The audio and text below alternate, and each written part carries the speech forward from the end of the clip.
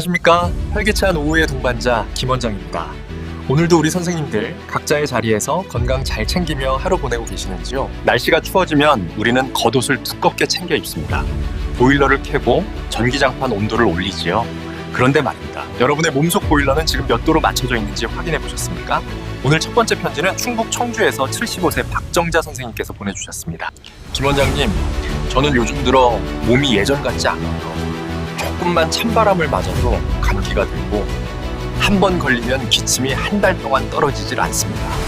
젊었을 땐 겨울에도 찬물로 세수하던 사람인데 이제는 내 몸이 내 몸 같지가 않네요.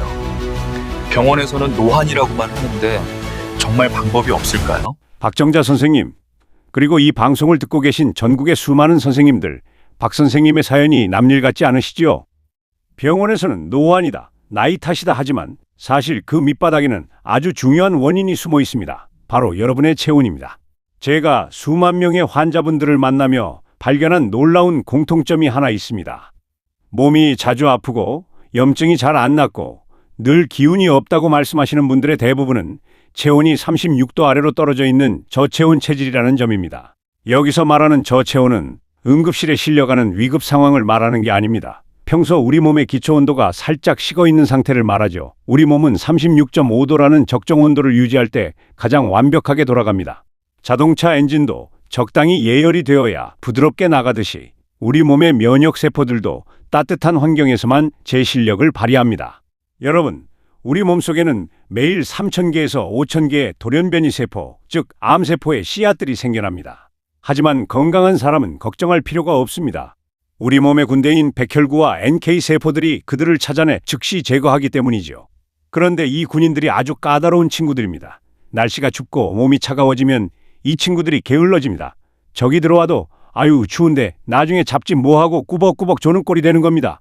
실제로 연구 결과를 보면 체온이 1도만 떨어져도 우리 몸의 면역력은 30%나 급격히 감소한다고 합니다.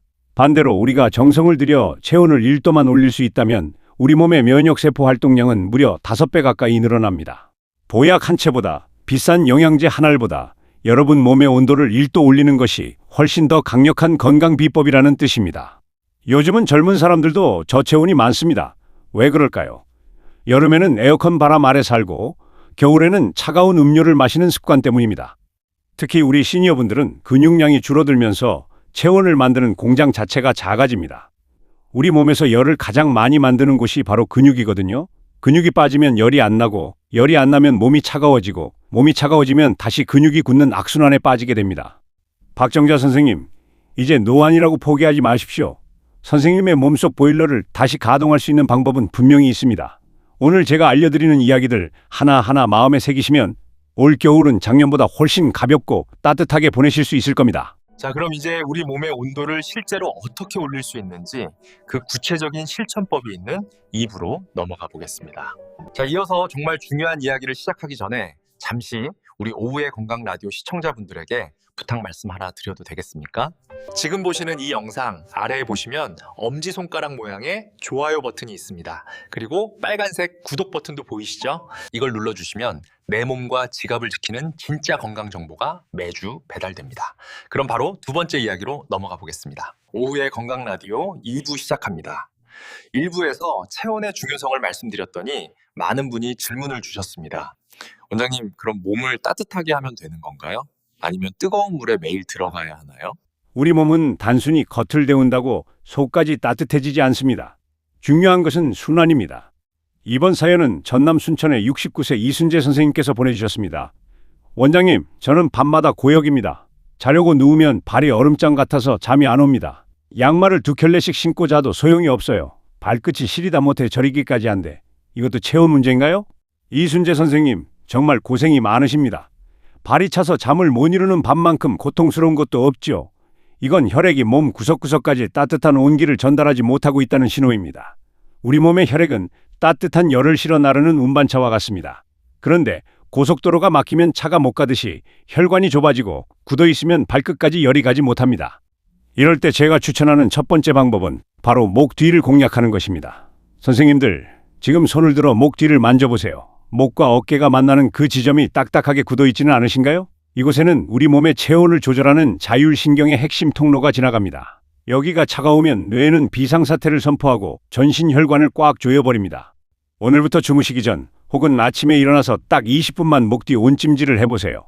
수건을 따뜻한 물에 적셔 전자레인지에 2분 정도 돌린 뒤 목 뒤에 얹어두는 겁니다. 여기가 따뜻해지면 우리 뇌는 이제 안전하구나, 긴장을 풀어도 되겠구나 하고 판단합니다.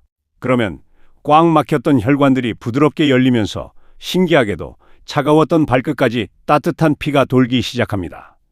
이순재 선생님, 양말을 신는 것보다 목 뒤를 데우는 것이 훨씬 효과적입니다. 두 번째 방법은 누워서 하는 종아리 펌프질입니다. 종아리는 우리 몸의 제2의 심장이라고 부르지요. 하체에 내려간 피를 다시 심장으로 올려보내는 중요한 역할을 합니다. 누운 상태에서 발목을 몸쪽으로 꽉 당겼다가 다시 천천히 쭉 펴주는 동작을 1분만 반복해 보세요. 종아리 근육이 수축하고 이완하면서 발끝에 정체되어 있던 차가운 피를 돌려보내고 신선하고 따뜻한 피를 불러들입니다.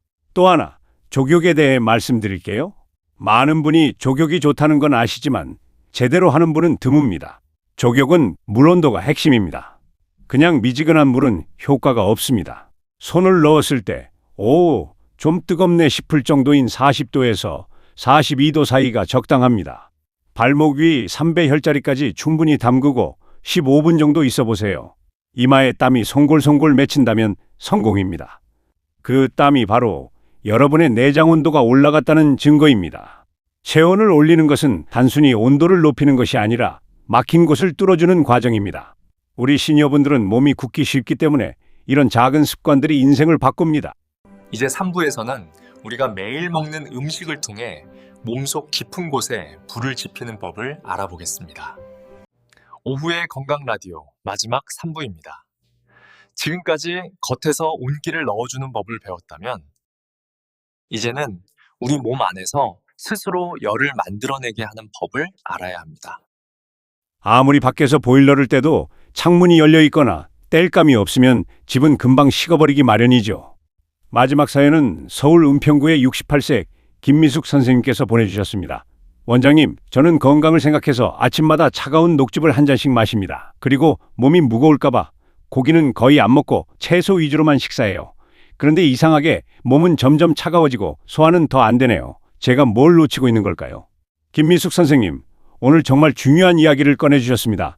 선생님의 건강을 향한 열정은 멋지지만 그 습관들이 오히려 몸속 보일러를 끄고 있었을지도 모릅니다. 가장 먼저 말씀드리고 싶은 것은 아침 얼음물이나 차가운 녹즙입니다. 잠에서 막 깬 우리 몸은 엔진이 덜 데워진 상태입니다. 이때 차가운 음료가 위장으로 들어가면 우리 몸은 얼음장처럼 굳어버립니다.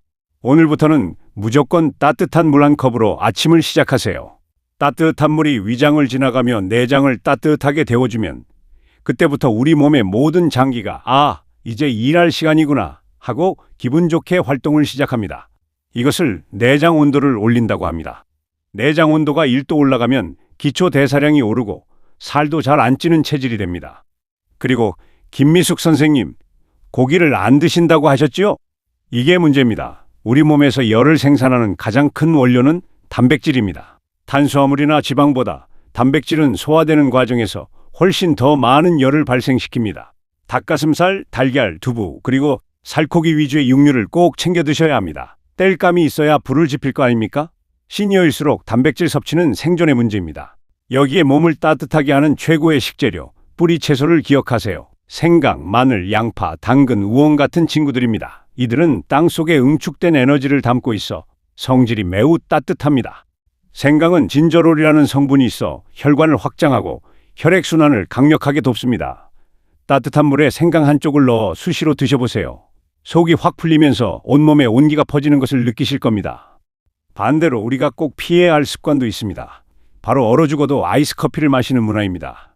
우리 시니어분들도 요즘 카페에 많이 가시죠? 아무리 더워도 혹은 속이 답답해도 차가운 음료는 피하십시오. 그 한 잔의 음료가 여러분의 면역력을 몇 시간 동안 마비시킬 수 있습니다. 여러분, 오늘 저와 함께 체온 1도의 기적에 대해 알아보았습니다.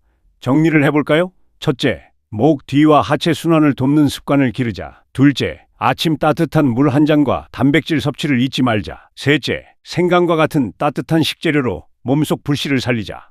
건강은 대단한 비법에 있지 않습니다.